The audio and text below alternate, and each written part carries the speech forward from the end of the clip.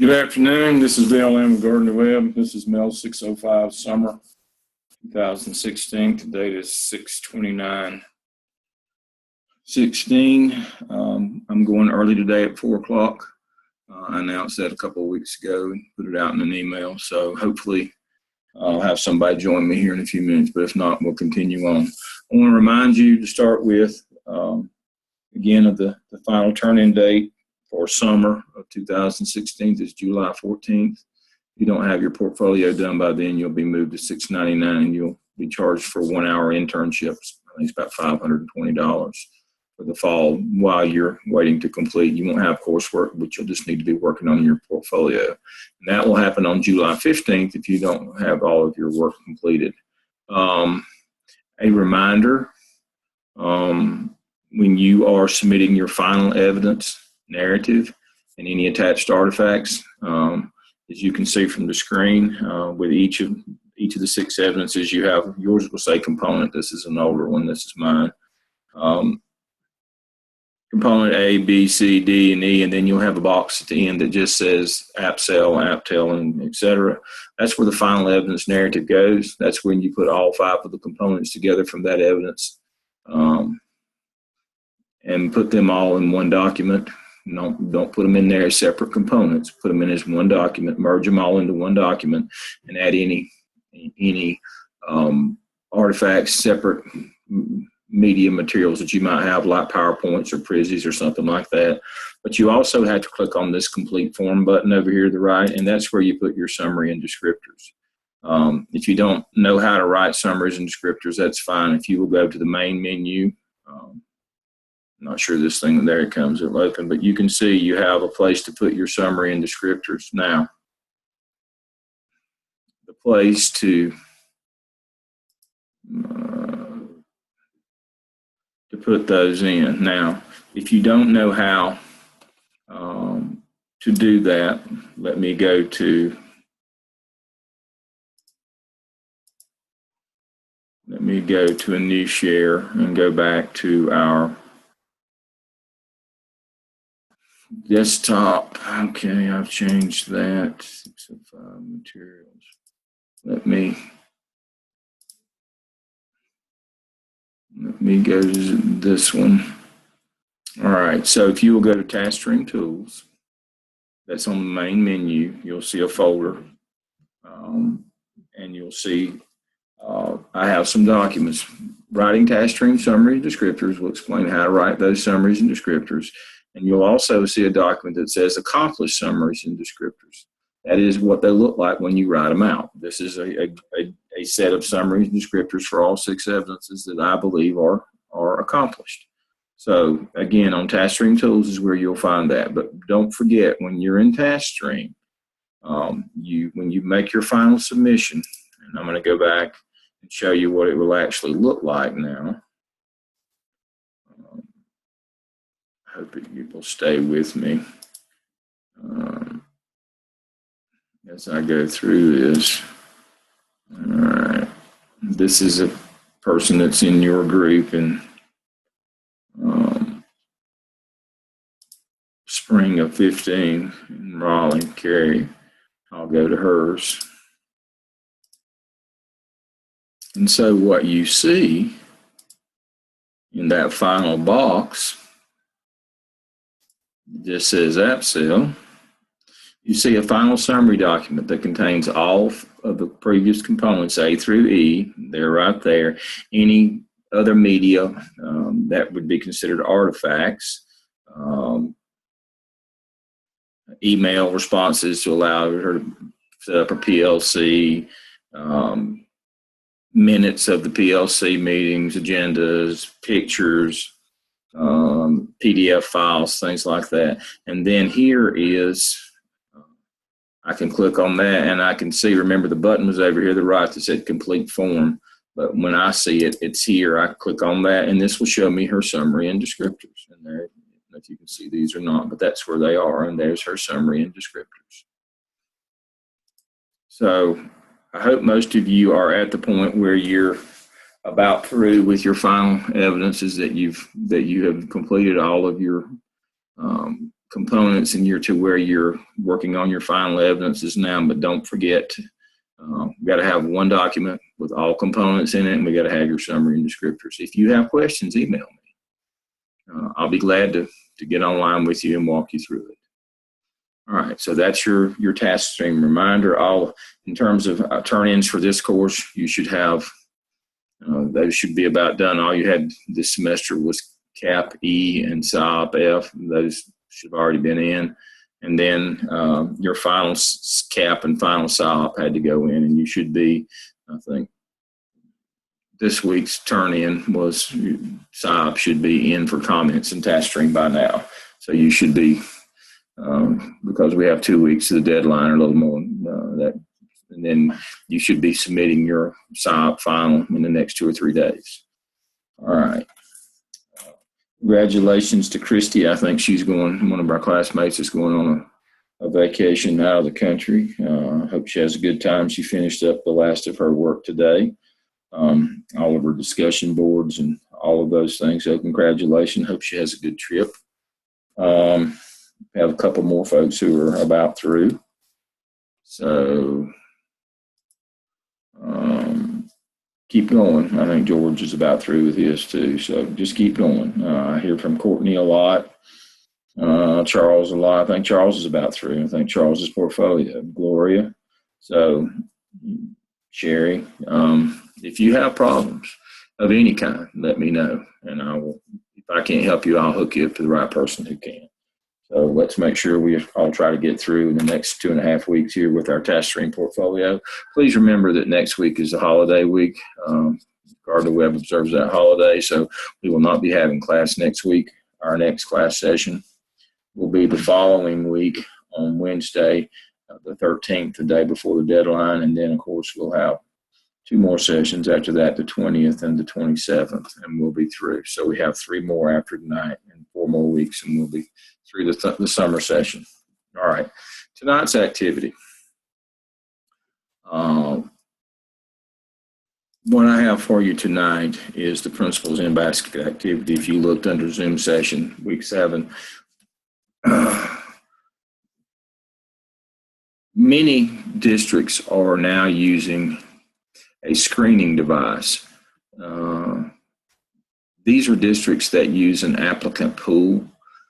They don't want to spend the time, the effort, and the energy and the money to put everybody through the process and do background checks and all of the things that they do for applicants now. And so they use a pool system where you have to get into the applicant pool before they spend all that money on you. And they have different screening devices. I'm going to go over another one of those in another week. But this is becoming a very popular type screening device. If you don't answer this or score high enough on this device, you don't make it into the applicant pool, and they don't have to spend any more time or money on you. And this has become common. I know one of my students that finished last semester, David Delayed in Forsyth. David is an instructional coach there, and he was starting the process just as class was ending this spring. And this is what he related to me, that they were using a screening device like this in Winston-Salem, Forsyth now. So it's I know the bigger districts are using it, and I think the smaller districts, as we're having to spend more and more money to vet candidates, the solution to not spending more money is vet fewer candidates and have a equitable system that separates candidates out. So let's jump into this principle in Bastics. Okay, you're Dr. Brown. You've been approved by a school board. You didn't get there for a few days. You get 90 minutes to read through all of these emails. I'm not going to spend 90 minutes on this today, but and you have to tell us whether it's urgent and important, urgent and not important, urgent. You have to. They have a quadrant for you to categorize each of these emails: urgent, important, not urgent, important, urgent, not important, and then not urgent and not important. And also they have a matrix here, or a graphic organizer. What you going to do with these things? What action are you going to take, and what rationale are you going to give for the actions that you take for each of these? All right, so what they're trying to determine through this activity is, do you know law? Do you know policy? Do you make good decisions? Do you understand what's important? And so that's what they're trying to do. Now, the first trick. If you categorize any of the 21 emails in this task as quadrant 3, urgent, not important, that will disqualify you. They won't bother to read any more of it. You're a moron, and they're done with you. Nothing could be urgent, but not important. If it's not important, it can't be urgent. And so that's the first, to make sure that you're a rational thinker, that's the first test of this activity. There's no such thing as something that's urgent but not important.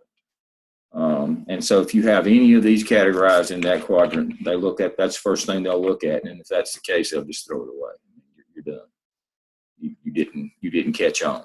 All of these screening activities, and the next one that we go over, comes in 5 sets of 12 questions. And each of those 12 questions has one of those screening. If you get that one wrong, you're done, no matter how well you did on the others, because you don't know. You don't know law or policy, or you're not a critical thinker, or you're not intelligent enough to work in that district if you miss that question.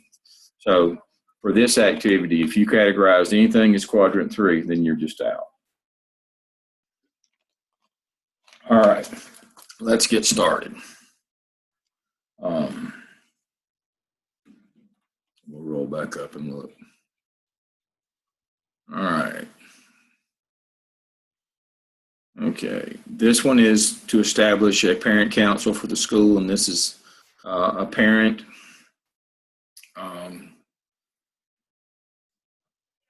This one is important, and I would say it's fairly urgent.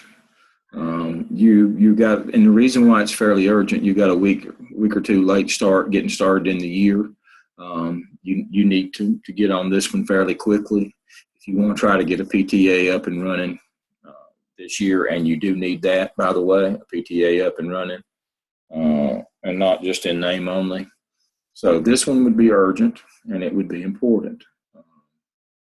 Most districts require that schools have an active PTA. So that's the answer to that one. Okay. The second one is, Dr. Brown, the newspaper. So a newspaper reporter wants to get together with you and do an interview with you and teachers and students. And so this one is important. It is fairly urgent, but this is a trick question. You would not respond. Your action is to forward this one to your school district's public information office. Most school districts, I don't know any that don't now, have a policy that's written directly in to the policy manual of the district that school personnel do not speak directly to the news media without approval from the public information office. So you would not, in any stretch of the imagination, you would not contact this reporter. You would forward this email to the public information office, and you'd wait to hear back from them. But you would forward it immediately. It is important. It is fairly urgent. But you would forward that to them, and they would get back to you whether or not they granted you permission to do that. And they would work to set up the parents and the students for privacy reasons, or have you do that. But they would also probably work with you on the content of the message that you deliver to the news reporter, if and when they allowed you to do this. But again, this goes back to 603. Principals have to follow federal law, state law, local board policy. This is number 3, local board policy. And I don't know any district in the state of North Carolina that does not have a policy that says that you have to get approval before speaking to the media. So that's the trick on that one. But it is important, and it is fairly urgent, but you would not contact that person back. The next one in the line, number 3, supplies. Morning and need supplies. This one is important. It is urgent. Your action would be to call in your AP immediately that's in charge of supplies and get them on this. Either that, if you don't have an AP, of course, most schools have an assistant principal now. I'm old enough that my first 2 principalships, I didn't have an assistant principal. I would have got on it today, though. If I didn't have anybody to delegate it to that was part of their responsibilities, I'd make it my responsibility. You need to get on that one today. Those kinds of things, while in the course of human events, we know inside the business they're not usually that big a deal. But for some reason, just like I heard a political ad recently for the governor's race in the fall, we don't have enough textbooks. We haven't used textbooks in years in North Carolina. We don't have enough textbooks. Those are the kinds of things that make quick and easy sound bites, and they're a whole lot worse than they really are. I don't have any supplies. Well, sure you do. You just don't have enough for your kids. But nobody funds supplies for kids. We used to get a little instructional supply money from the state. We still get a little, but there's no allotment anywhere for supplies for kids. And so I hear that all the time. Oh, schools are so underfunded. There's no pencils and paper. The schools never had funding for pencils and papers, but it makes a convenient soundbite. So this one is urgent. It is important. If you don't have an AP to delegate it to get the supplies out, then you do it yourself. It needs to be done now. Student discipline. Would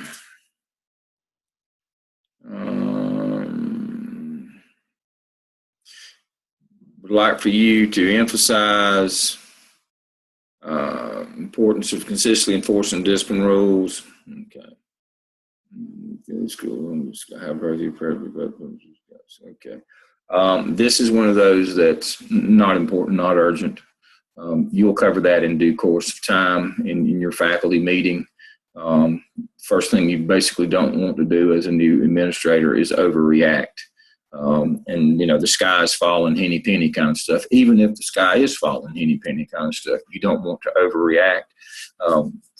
First rule of being a school administrator is make sure you're like a duck. You look very calm on the surface. You might be paddling like heck underneath, but you got to look calm on the surface. This is one of those kind of things that baits you into,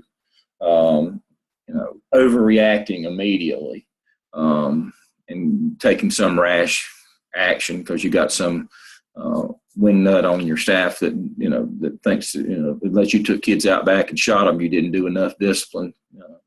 You have to be careful of those kinds of people, that whatever you do is never enough in terms of consequences. And so with one like this, it's not important, not urgent. The action you would take would be to reply to the email that we'll cover that in the faculty meeting, that we will enforce the standard code of conduct for our district. No principal is going to say, no, we ignored the code of conduct. Again, that's that local policy. Federal law, state law, local board policy, and the code of conduct for every district is local board policy. You can't say, "Oh, we just don't pay that any attention." Of course, what you're going to say at the faculty meeting is that we're going to, this is the code of conduct, and we're going to follow it. And just because we don't tell you what the consequences are for kids you bring to the office doesn't mean that we're not following the policy. We will follow the due process policy. All right, leadership study. Again, not important, not urgent, but you would forward that to your school district's research department. They have to approve any research or data that's gathered on your campus. You would just forward it on to them. Again, just requires no response from you.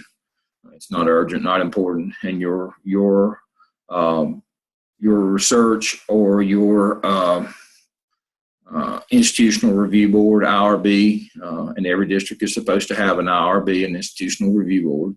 Now, every district doesn't have a research and development department, but everybody has an IRB or has a person that serves as the institutional review board that approves or denies all requests for research and information gathering on their district. A lot of times it comes through the Public Information Office, but that's a quick and easy, not important, not urgent. Forward it to the appropriate person in IRB. Again, Institutional Review Board is what IRB stands for. To principals, from assistant superintendent, all principals must be the first of the full year that all will be evaluated using the teacher accountability school board approved last May. There were parent abuses last year. This is one of those that's important. It's also, but it's not really urgent. Again, you're going to do it at the first faculty meeting. You would do it anyway. At the first faculty meeting, you always remind teachers the coin of the realm, which is teacher evaluation, is based on Marzano, the teacher evaluation system, and then in a small amount, eventually will be a 50-50 with their eval scores, whether 85% of their kids make growth or not, the value added model.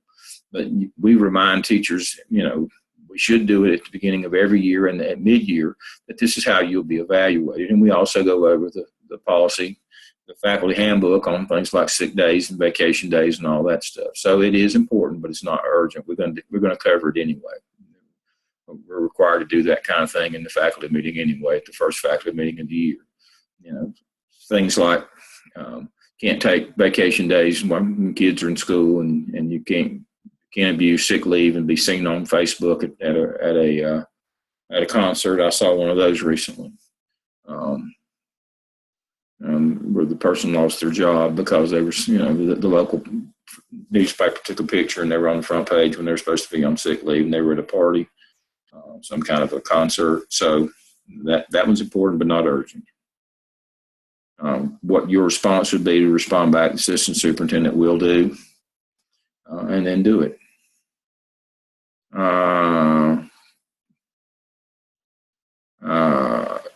Confidential conference to urgent matter regarding another staff member, something you'd want to know. I must have a written commitment. Your response to this one's not important. Okay,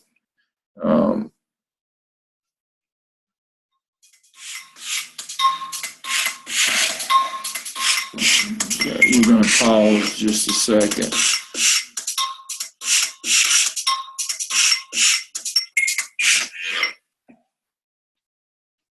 Hello?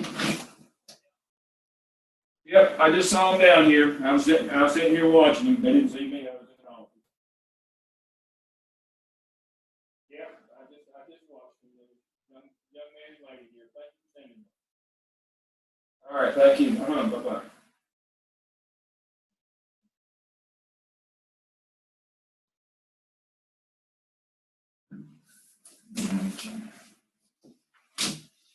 Okay, sorry for that. I had to take that call. All right.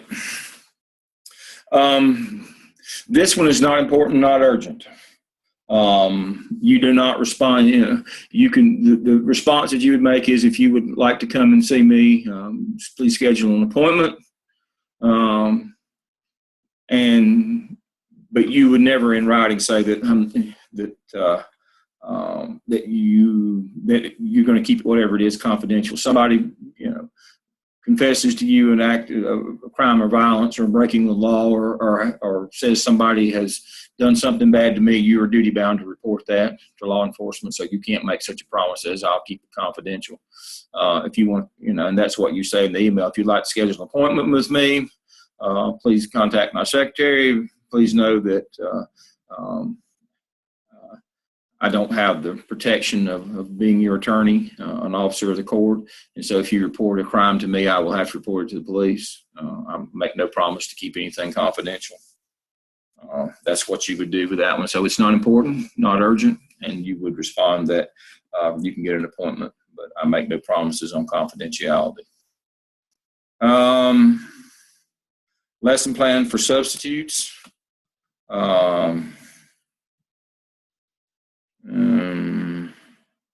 This one's not important, not urgent, and I would forward this one to whoever my API, assistant principal for instruction. But again, this would be covered at the beginning of the year and on the faculty handbook about whatever our policy is on lesson plans for teachers and lesson plans for subs. This should be covered during your first faculty meeting anyway. Cut off water. They're going to do this the first week of school. bad timing, hoping, but trying to get it fixed. This is the head custodian. This one is urgent. It is important. I'd call the head custodian in and make sure that we did not do that. I don't even know that I would email him back. I'd call him on the intercom to make sure that, this is not a decision that the head custodian could make, nor somebody in the maintenance department, but we're not shutting off water the first week of school. The repair of the main boiler, first week of school is August. I don't think we're going to need the boiler that week.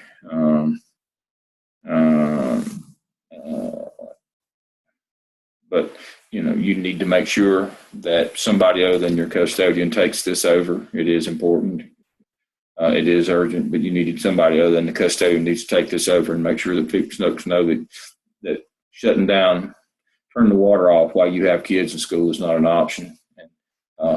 School district doesn't allow you to close school when other schools are open unless it's an emergency. This is not an emergency. This is a planned maintenance. So you need to handle this one immediately. You could send the custodian email, come see me now. I'd get on the intercom and say, come see me now. This is not happening this way. We'll find another vendor if that's what it takes, or we'll refer this to the maintenance department, the district maintenance department, but we will not be shutting off water when kids are in school. Vandalizing my flowers. This is kids running through the bushes and people's yards around the school and those kinds of things. One of the from my personal experience, when I was a junior high principal in Charlotte a long time ago, the superintendent started a program called Tolerate No Truancy and had us out chasing kids through people's yards and doing those kinds of things. What you learn is very quickly is once you leave the school grounds, you have no authority or jurisdiction whatsoever over those kids. What you need to do with the lady is simply it is important. It's not really urgent, but it is important. But what you need to respond to the lady in the email is for her to call the police. You do not want to get into chasing kids out through yards and woods. I have done it. That's one of the dumber things that I ever was required to do in my career, was out chasing kids. You can get shot by homeowners. Kids can get hurt. That's not a good situation. So it is important. It is important, but it's not urgent. But you need to respond back to the lady that she needs to call the police. That's don't make any promises for what you will do outside of your jurisdiction as principal. Your jurisdiction ends at the property line. From assistant superintendent, clear your college from Monday afternoon, second week school administrative problem, discuss efforts to improve student achievement to school, bring school's goals and plan. That one's obviously important and urgent, and you respond back, "Will do again." That's a really simple one.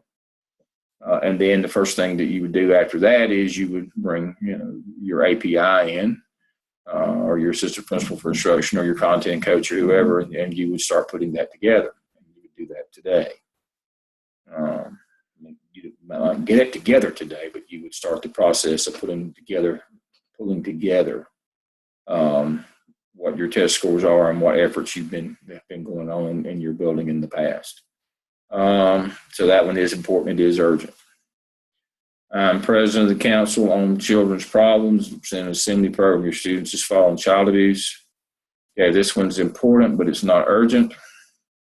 And this is another one of those that you would refer to your public information, because they also handle things such as programs or approved things that come to your school. You cannot book this yourself. This would be a district. This would be a district-wide decision as to whether these people could come in and do a program. You would never take it upon yourself to bring somebody like that in on your own. So again, important, not urgent, and you would forward this one to your public information office. You would not respond to this person. And they would let you know at some point later down the road if they were interested in you doing this or if you wanted to do this. Okay, this one is from a faculty member. I'm writing you to let you know I'll not be at work first 2 days due to a family emergency. My husband is our nurse will get started Thursday. I said him to them and we'll get started on the plans. Okay, this one is important and urgent. What you need to do immediately, obviously, is respond that you're sorry that this happened to this person. Your condolences, anything that we can do. You also need to make sure you get a substitute for this person.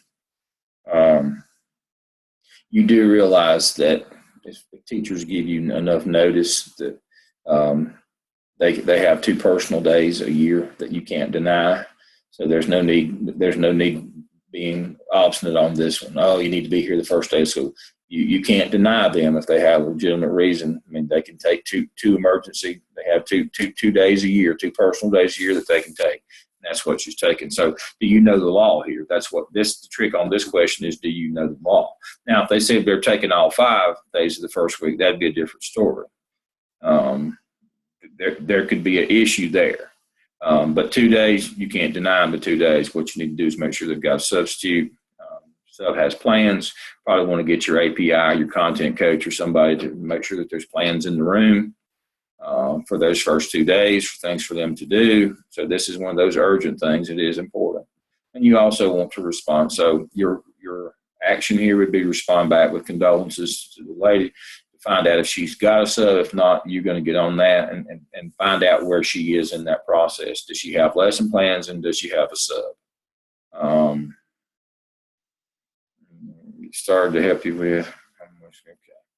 All right. Leaving early on Monday. You can leave school each Monday this fall, Tim. This is my university class. All right. This one would be important, not urgent, but what you would need to find out. Your response back would be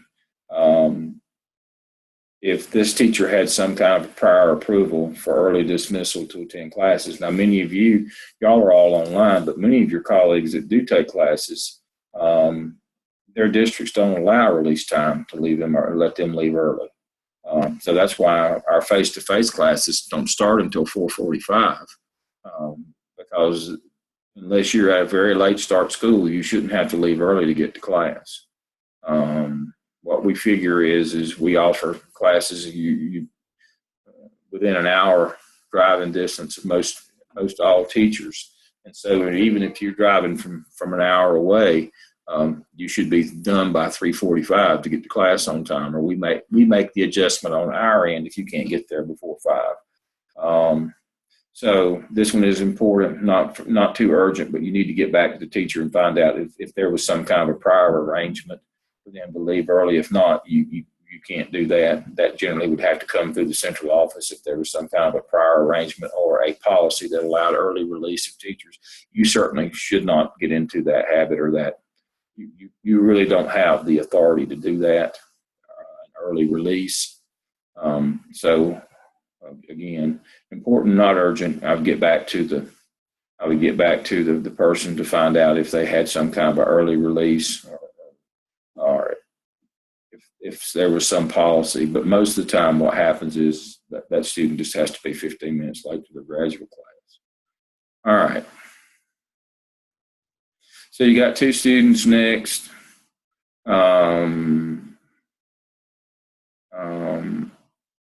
They want to eliminate hall passes. Not important, not urgent. Refer this one to your student council representative and move on. Litter in the hallways, the custodian.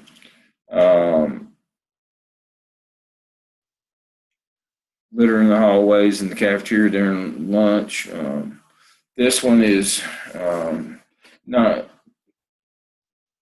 I guess this one I would categorize as not urgent, but probably important.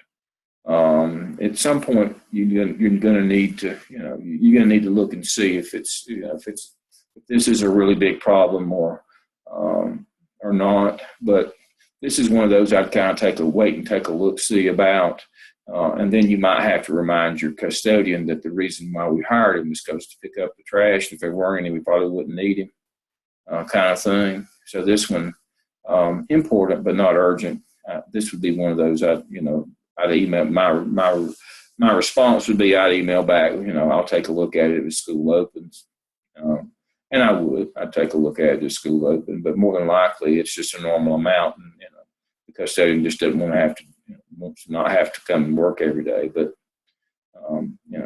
that kids generate trash is an expectation. That's why we hire custodians. Okay. Jim and Alice won't be in school for the opening day because we're not trying to classes after Labor Day. I'm sure you will understand. That one is not really urgent, not really important. You just, the response on that one is you would, you don't really have to respond to that. I mean, they miss a day of school. You could send them an email, remind them the importance of attendance, but that's not really the point. They're not going to do that anyway. So this one, not important, not urgent. They're not coming back, and so that just counts as days against. All right, number 18, for kids to be absent from school for about 20 days while I'm all conference and union, so I'm sure you recognize. Okay, all right. This one is not urgent, but is important. And you would get back to the parent that, the children and he and the children should work with their teachers to plan the event and ensure it will be educational.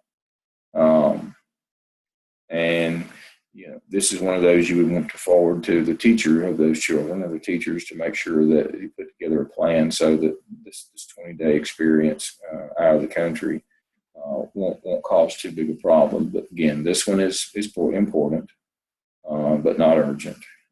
But you would respond back that, I think it's a great idea. Just need to work with, the parent and the kids need to work with the teachers, let them know and work with them to make sure that they don't miss, that they have the work, that they can do it on the trip, or they can do makeup or do pre-makeup work before they go.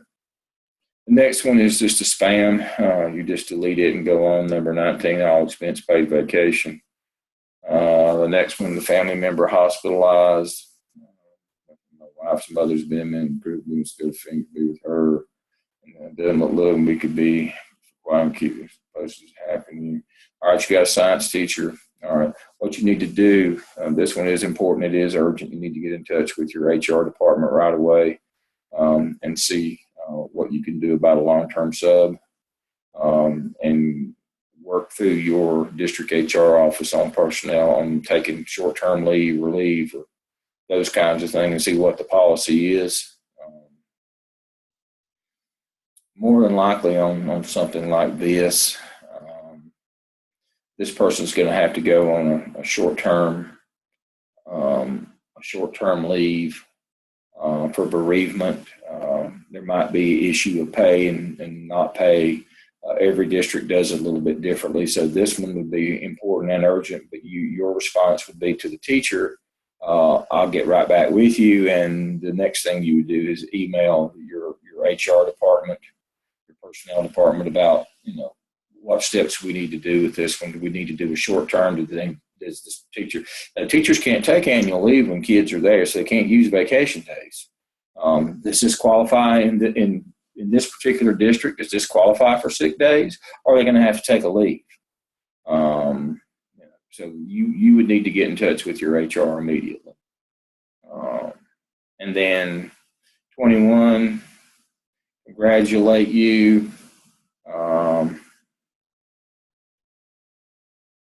This one is important and urgent. I would forward this one to the HR people immediately and more than likely say to them, this person needs to not be at my school with me. This is going to be a problem. This is obviously this person is not going to work with this. Send an email like this is not going to work with you, and there is going to be a problem. So this one is urgent. It is important. I would not respond to it at all to the crazy here, Tim Parker. I would forward this one to HR immediately and ask that this person be removed from school. That would not go well with me. But again, important, urgent. No response to the sender.